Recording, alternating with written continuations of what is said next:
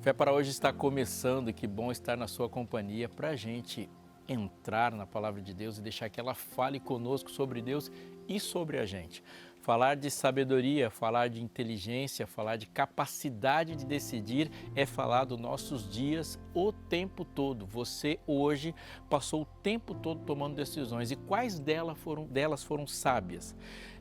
Mas se você olhar para a Bíblia, você vai perceber que Deus levanta testes para que a gente entenda se de fato a sabedoria está dominando a nossa vida. E esses testes estão presentes na vida de todos os seres humanos. Você, será que passaria nesse teste? Não saia daí, depois da vinheta já começamos a falar sobre isso aqui no Fé para Hoje.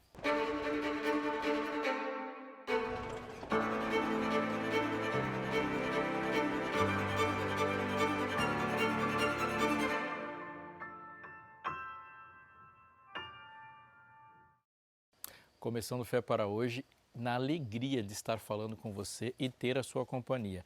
Aliás, a sua companhia tem se feito presente no Fé para Hoje a partir das perguntas que você tem mandado. E tem chegado perguntas muito boas. Você já mandou sua pergunta aqui para a gente começar o programa falando delas? Pois pode mandar, nós temos a maior alegria de recebê-los. Aliás, se você tiver também sugestões de temas, de programas que podemos fazer que tocam aí seu coração, uma necessidade, eu tenho certeza de que a sua dúvida, a sua sugestão é de muita gente e vai ajudar muitas pessoas, inclusive a gente, para dialogar mais de perto com você.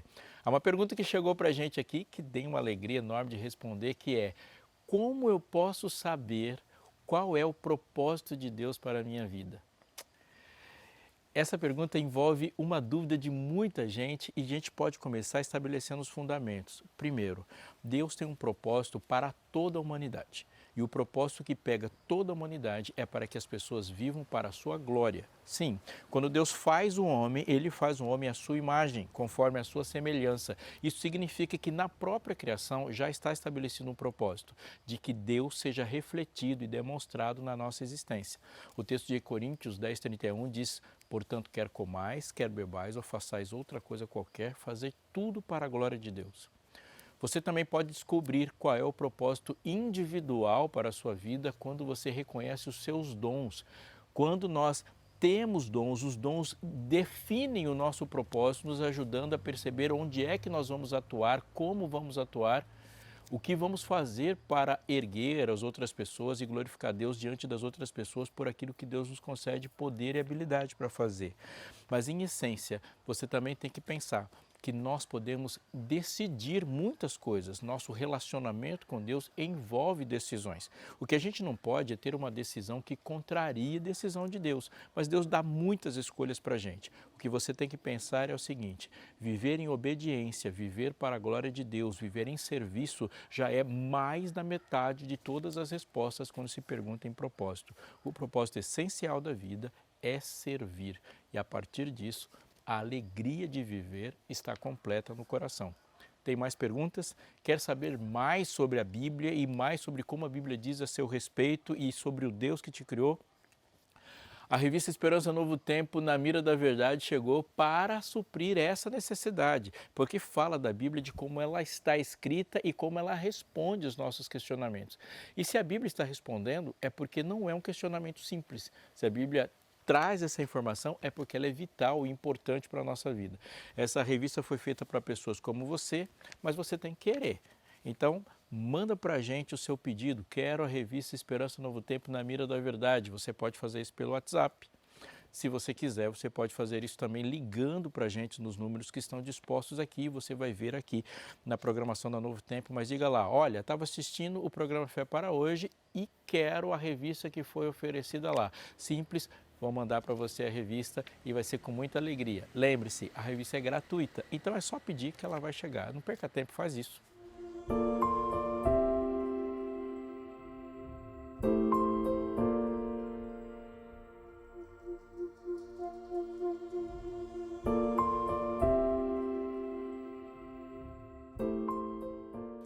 Confie no Senhor de todo o seu coração e não se apoie no seu próprio entendimento. Reconheça o Senhor em todos os seus caminhos e Ele endireitará as suas veredas. Esse é um texto de Salomão, em Provérbios capítulo 3, versos 5 e 6. E é assim que ele inaugura um capítulo de Provérbios que pode muito bem ser definido como o verso que sintetiza toda a definição de sabedoria. E são 3 ações que Salomão determina para que os seres humanos ajam e estão sobre a sua responsabilidade. O primeiro é: confie no Senhor. Confiar no Senhor significa, antes de tudo, reconhecer a superioridade de Deus sobre toda a nossa capacidade de entender e a nossa capacidade de decidir também. Deus tem uma perfeita compreensão de todos os aspectos da existência e vê o que nós não vemos, entende o que nós não entendemos, inclusive e principalmente sobre nós mesmos. No Jardim do Éden, a tentação teve como pano de fundo o desafio de nada mais, nada menos do que a confiança. Ao ouvir a serpente contrariar o que Deus havia dito, Eva teve que decidir em quem confiaria. Na palavra de Deus, que disse, certamente não morrerás, ou na afirmação do tentador, que disse, é certo que não morrereis. Deus insiste com seu povo, no decorrer da história, a confiar nele e somente nele. As advertências vão seguindo e empilhando para que a gente perceba. Por exemplo, Deus adverte sobre a confiança nos seus reis e nos seus príncipes, como se eles pudessem fazer alguma coisa que, como seres humanos, jamais conseguiriam. Deus vai seguir dizendo, nos textos bíblicos no Antigo Testamento, para a gente não confiar em nós mesmos e nem no nosso maquinário de guerra, nos cavalos, que são exemplos ali, carros e nos seus deuses. Confiar no Senhor, portanto, significa reconhecer a superioridade de Deus sobre si mesmo e sobre todo o poder e todo entendimento ao nosso redor. O texto segue dizendo, não se apoie no seu próprio entendimento. Não é à toa que a sabedoria inspirada nos adverte sobre os enganos do nosso próprio entendimento. É extremamente fácil ser enganado por si mesmos. Uma vez que os nossos mecanismos de avaliação da nossa própria capacidade, ele é feito do mesmo material que compõe tudo o resto.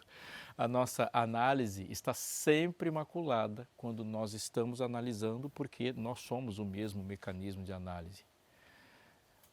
Não te estribes no teu próprio entendimento. Quer dizer que não devemos dar prioridade à nossa própria perspectiva. Ela é limitada. A palavra estribar-se significa apoiar-se, confiar em algo. Nós podemos nos apoiar em uma bengala, um muro ou contra uma pessoa para a gente conseguir ficar de pé. Então a mensagem é, sinta-se completamente confiante em Deus e não dependa da sua própria inteligência, do seu discernimento ou da sua habilidade para não cair. Eu já tive a experiência de passar por cirurgias nos joelhos e tive que usar muletas por algumas semanas. As mãos doíam, porque eu não conseguia ficar o tempo todo apoiando no próprio corpo e segurando com força as muletas sem que elas não doessem. E eu ficava quase sempre ofegante, cansado quando eu tinha que andar ou andar mais rápido ou me apoiar naquilo para poder me sustentar em pé e nunca conseguia fazer isso perfeitamente. A experiência me ensinou que é igualmente exaustivo se apoiar no próprio entendimento. Se você quer passar por um dia cansativo, tente solucionar seus próprios problemas. Tente solucionar seus problemas usando o seu próprio ponto de vista e vai descobrir que ele é sempre limitado. Examine todas as possibilidades que você conseguir pensar. Quando você chegar a um beco sem saída, isso vai acontecer inevitavelmente, aí você vai recuar e tenta uma nova direção feita por uma outra pessoa. É assim que a gente acaba ficando sem ideias e sem energia. Então, se não confiar em Deus, você só vai ter uma opção, viver o tempo todo preocupado e viver ansioso. O texto diz, reconheça o Senhor em todos os seus caminhos. Reconhecer, obviamente, deriva de conhecer. Não podemos deixar isso escapar. O conhecimento de Deus é a vida descrita por Ele. Note que ele não disse conhecê-lo é o caminho para a vida eterna. Repito e vou dizer isso em todas as oportunidades. Ele disse que conhecê-lo é a vida eterna. O uso do verbo conhecer pela Bíblia sempre significa um relacionamento íntimo, experimental, experiencial. Não é apenas ter informações sobre Deus, mas antes de tudo é saber quem é Deus, é conhecê-lo pessoalmente. É o conhecimento que leva ao reconhecimento, a identificação da bondade, da justiça, do amor de Deus em suas marcas na estrada da vida.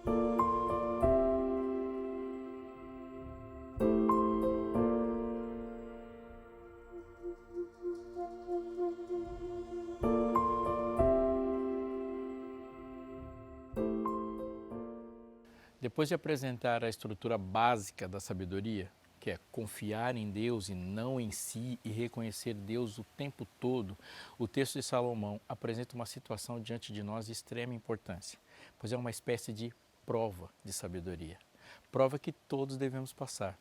No versículo 9, o texto diz: honre o Senhor com seus bens e com as primícias de toda a sua renda, e os seus celeiros ficarão completamente cheios, e os seus lagares transbordarão de vinho. Esse versículo configura como um daqueles mais facilmente aceitos pelos nossos desejos e pela nossa lógica. Ele parece combinar com o nosso entendimento. Ele aparentemente simplifica uma ação humana e uma resposta divina a essa ação. É a lógica de ação, reação e mérito. Honramos o Senhor com a nossa riqueza e Ele nos abençoa com mais riqueza ainda. Ação, reação, pergunta e resposta, mérito e justiça. Mas os versos seguintes parece que Salomão entrou em uma área da estrada sem sinal e se perdeu completamente no caminho. Porque ele vai escrever, aos nossos olhos, simplesmente não se relaciona o que ele está escrevendo com o que ele acabou de dizer. E escute o que ele vai escrever. Meu filho, não rejeite a disciplina do Senhor, nem se aborreça com a sua repreensão. Porque o Senhor repreende a quem ama, assim como um pai repreende o filho a quem quer bem. Feliz é quem acha sabedoria, feliz é aquele que alcança o entendimento, porque o lucro que a sabedoria dá é melhor que o lucro da prata e a sua renda é melhor do que a do ouro fino. Aparece a disciplina e a repreensão. Nenhum de nós associa disciplina e repreensão a alguma coisa que esteja minimamente relacionada com prazer. Disciplina tem a ver com dor e não com alegria. Se eu repreendo e disciplino alguma das minhas filhas, por exemplo, por terem feito algo que é inaceitável, que a gente não entende como algo que se espera de uma criança fazer, de um ser humano vivendo em sociedade e que precisa necessariamente ser corrigido, eu não vou ver, nunca vi, nenhum rosto sorridente. Ir para o quarto, perder acesso a algum brinquedo ou a um momento com os amigos vai produzir um sentimento de desprazer e dor. É assim que a gente espera. Mas essa é exatamente o acorde mais repetitivo da trilha sonora da nossa vida. Próximos, íntimos ou não de Deus, não importa. Eu vou dizer para você, se neste momento você está desfrutando de uma vida boa, magnífica, de intimidade com Deus, ou se você está distante dele, a alegria e o sucesso farão parte da sua vida ou estão fazendo. Riqueza, prazer, sucesso e alegria são situações buscadas. Em algum momento ou outro, nós vamos experimentar com maior ou menor quantidade. Mas é verdade também, tão real quanto a riqueza, o prazer, a alegria, a dor e o sofrimento e a perda são parte integrante da nossa trajetória, como a farinha é para o pão. É bem possível, na verdade, bem comum, que o equilíbrio entre essas situações exista, mas nós não podemos evitar o inevitável. O caráter de uma pessoa é testado com a mais acurada precisão. É ali que a sabedoria sobe à superfície e é demonstrada se ela foi desenvolvida ou não foi desenvolvida. Na verdade, são as situações mais perigosas que existem para a vida de um seguidor de Jesus. Eu já vi, e acho que você também já viu, muitos abandonarem a fé quando a vida começou a prosperar. Não é por acaso que Jesus advertiu muitas vezes quanto ao perigo das riquezas. É sobre esse perigo que a famosa frase sobre o camelo passar pelo fundo de uma agulha se consolidou. Quando um jovem que ficou na bifurcação em que a vida eterna e a riqueza passageira estavam diante dele e ele optou pelos seus bens e os bens na sua mão e não na mão daqueles que necessitavam. Do mesmo jeito, da mesma forma, o sofrimento é um terremoto para a fé. Nem todos resistem ao sofrimento. Satanás propôs sofrimento para tentar derrubar a integridade, a fidelidade, a fé de Jó. E diante das perguntas complexas da vida, na dor, muitos preferem não mais confiar em Deus, pois se veem traídos. Isso é comum, as pessoas dizerem que estão traídas ou se sentiram decepcionadas com Deus. A prosperidade e o sofrimento têm uma característica em comum. Elas trazem para a superfície detalhes profundos do nosso caráter que as outras situações não trazem. E é aí que mora o elemento central da sabedoria. A prosperidade não permite que alguém permaneça no mesmo estado que ela se encontrava antes dela. todos que experimentam sucesso, eles adaptam a vida e o pensamento para esse sucesso. As expectativas em relação ao futuro mudam drasticamente e a ideia de passado também. Você já ouviu, certamente você já ouviu histórias de pessoas que vieram do nada, não é assim? E agora eles estão no topo do mundo. É sobre eles que se fazem filmes e se escrevem muitos livros. E o que isso significa? Que a leitura que fazem do seu passado mudou profundamente com a prosperidade e sucesso. Aquele sofrimento, a falta das coisas no passado, a escassez, elas passam a se naturalizar. E elas deixam de ser simplesmente um azar, um infortúnio. Agora elas são vistas como um caminho, a escada que levou eles à história de sucesso. O sofrimento é do mesmo jeito. Ela muda uma pessoa profundamente. Depois da dor, muito pensamento desaparece e depois da dor, muitos outros pensamentos tomam lugar, isso é fato. Ninguém permanece como estava antes, quando ele está agora, depois da dor. Mas nem todos se tornam pessoas melhores, depois de uma prova de insucesso, uma amargura, a dor. As amarguras e as tristezas são testemunhadas aqui e acolá, em qualquer momento da vida, com quem convive com pessoas cujas feridas estão presentes no coração. E é comum ver pessoas que passaram por dor e agora se tornaram pessoas frias e distantes.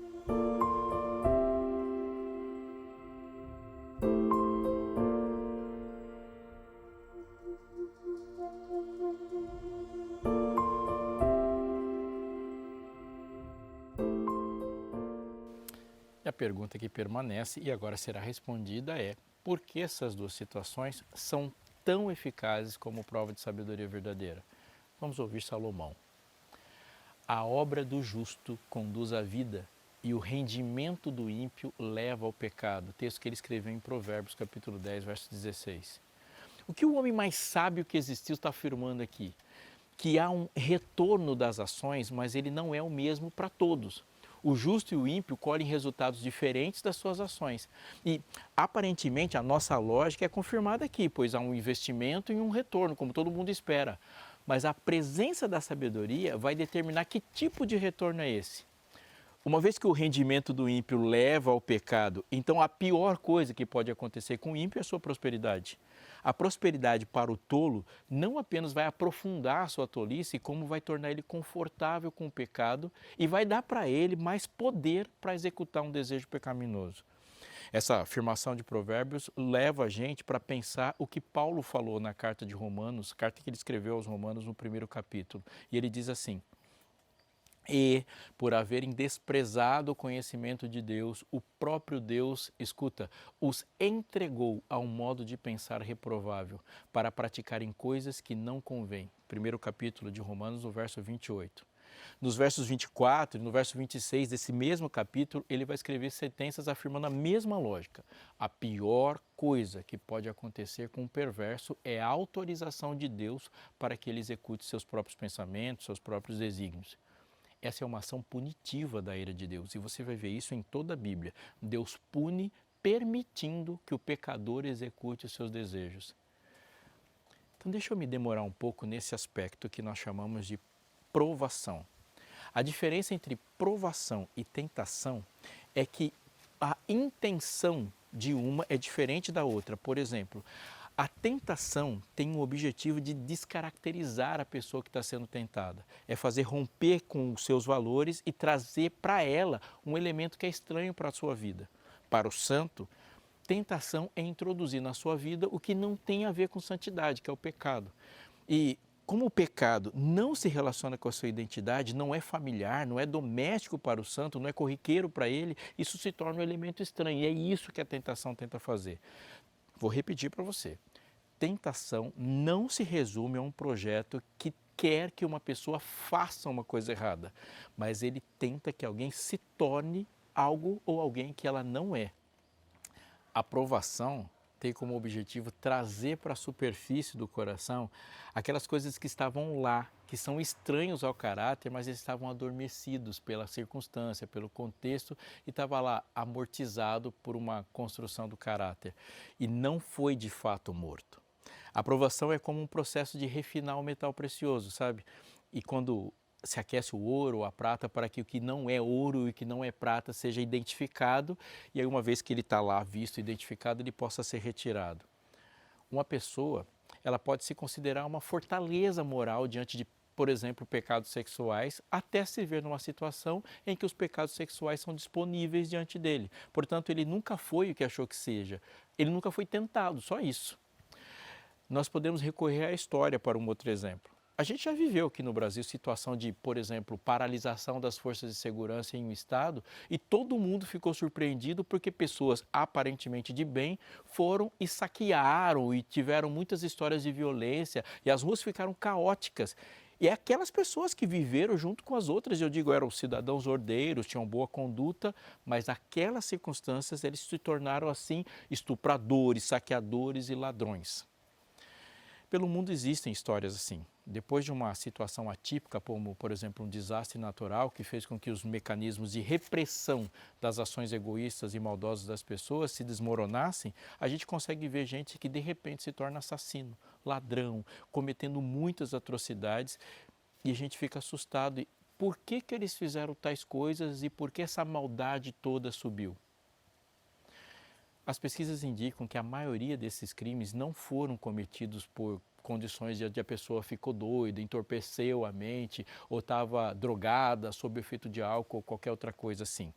Elas estavam em pleno exercício da sua consciência. Não tem nada a ver com o que se pensava de uma pessoa que não tinha controle. O que se deu é que todo aquilo que era de bom comportamento estava condicionado a um medo de consequências ou de algum ato reprovável, elas não queriam se dar mal. Ou seja, elas estavam roubando por medo da prisão, por exemplo. Mas quando juntou todo mundo, quando a multidão criou um contexto e que permitia uma ideia de impunidade, aí a realidade deixou de ser uma barreira moral e o coração que tinha suas barreiras teve caminho livre para a sua maldade. O que aconteceu então é que aquele ser estranho que apareceu não era tão estranho assim, ele só estava lá.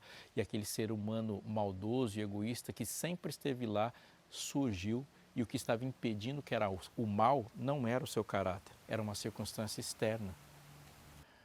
Tanto a prosperidade como a adversidade, no contexto de um mundo maculado pelo pecado, trazem junto com eles mesmos, inerentemente, uma relação com a competitividade. Toda vez que falta alguma coisa, a escassez exige das pessoas mais agressividade, mais esperteza para disputar o que tem de pouco e que não está disponível. Os ambientes de competição sempre revelam com muita, mas muita eficiência o caráter de alguém que estava mascarado até então. Muitas vezes acontece um estranhamento quando convivemos com alguém e de repente nós encontramos essa mesma pessoa em um ambiente competitivo e a gente se depara com um comportamento esquisito.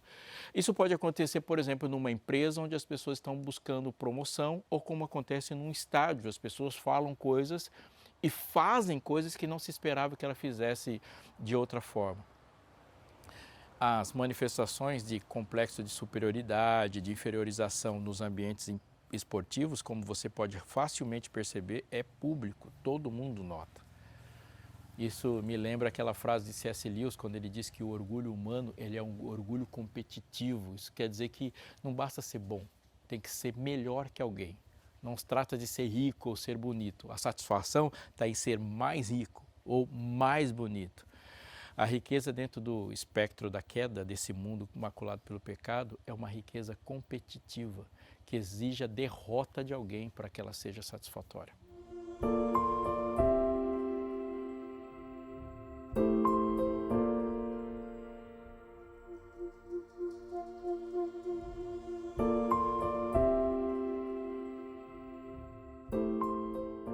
O sucesso, ele é um fabuloso teste de sabedoria, mas ele também é um aspecto muito, tremendamente importante dentro da personalidade humana. A relação entre o sucesso e o fracasso na nossa vida é capaz de revelar nossos ídolos ocultos. Uma das funções dos ídolos para os idólatras está em dar sentido para a sua existência. Eles substituem Deus nesse sentido. Um idólatra desmorona emocionalmente sem que seu ídolo esteja como ele imaginou estar até então. E ele não consegue ver significado na vida quando perde aquilo que era alvo da sua idolatria. Quando o dinheiro ou qualquer outra coisa que cumpre essa função de dar sentido estão no lugar de Deus e são cumprindo isso, estão dando sentido para a vida de alguém, e essa pessoa perde dinheiro, ela fica desesperada. E ela fica desesperada exatamente por causa disso, ela não vê mais sentido nas coisas. A resposta geralmente é desespero. Podemos usar o exemplo no campo dos relacionamentos, por exemplo. Uma pessoa apaixonado, ela pode se considerar bem-sucedido no processo de conquista e aparentemente não se demonstrar como idólatra. Mas se perder esse relacionamento e ela já sente que perdeu o sentido da vida, então a gente já pode constatar, aquela pessoa que foi amada não passa de um ídolo. Onde está a sabedoria? Como a sabedoria divina age diante da prosperidade e da adversidade? E agora eu termino recorrendo a um texto de Tiago. O irmão de condição humilde glorie-se na sua exaltação, e o rico na sua humilhação, porque ele passará como a flor do campo. Porque o sol se levanta com seu calor ardente, a planta seca, a sua flor cai e a formosura do seu aspecto desaparece. Assim também o rico murchará nos seus caminhos. Bem-aventurado é aquele que suporta com perseverança a provação, porque depois de ter sido aprovado, receberá a coroa da vida, a qual o Senhor prometeu aos que o amam. Ninguém ao ser tentado diga, sou tentado por Deus, porque Deus mesmo não pode ser tentado pelo mal e Ele mesmo não tenta ninguém. Ao contrário, cada um é tentado pela sua própria cobiça quando essa o atrai e seduz. Então a cobiça, depois de haver concebido, dá luz ao pecado, e o pecado, uma vez consumado, gera a morte. O que Tiago está dizendo para você e para mim é que sucesso deve ser definido por uma pessoa sábia como estar na presença de Deus, ser aprovado por Ele. Não há sucesso maior do que estar diante de Deus e receber de Deus essa aprovação. É muito mais do que as circunstâncias da vida. Uma pessoa que tem sabedoria entende que as circunstâncias da vida devem necessariamente levar a essa contemplação de Deus, estar na sua presença e conhecê-lo. E uma pessoa sábia entende também que fracasso não é a perda de alguns dólares ou de alguns reais, não é a perda de um carro, não é a perda de bens materiais. Fracasso não é quando alguém que nos ama ou nós amamos as pessoas decidiram não estar mais conosco, mesmo que isso seja profundo. Fracasso da perspectiva da sabedoria é fracassar diante de um relacionamento com Deus, porque não existe prejuízo mais profundo do que perder a eternidade diante de Deus. Aqueles que a sabedoria levou a uma existência suprema entendem que o ponto máximo da inteligência é o amor. O amor é a expressão mais gloriosa, mais aguda, mais extraordinária de um raciocínio acurado. Portanto, existem perguntas sendo feitas da sabedoria para a sua sabedoria neste momento. O que é para você uma grande perda? O que é para você uma grande prova? O que é para você uma história de sucesso? A história de sucesso que a sabedoria levanta diante de nós para ser confrontada por nós é viver de maneira bem-sucedida diante de Deus. E o pior de todos os fracassos é fracassar em receber, aceitar e viver diante da graça. Deus levanta diante de nós e nos abençoa com um objetivo só, nos colocar diante da maior de todas as bênçãos, que é viver na sua presença. Da mesma maneira que Deus nos disciplina para o mesmo objetivo. Viver na presença de Deus, portanto, é gabaritar na prova da vida.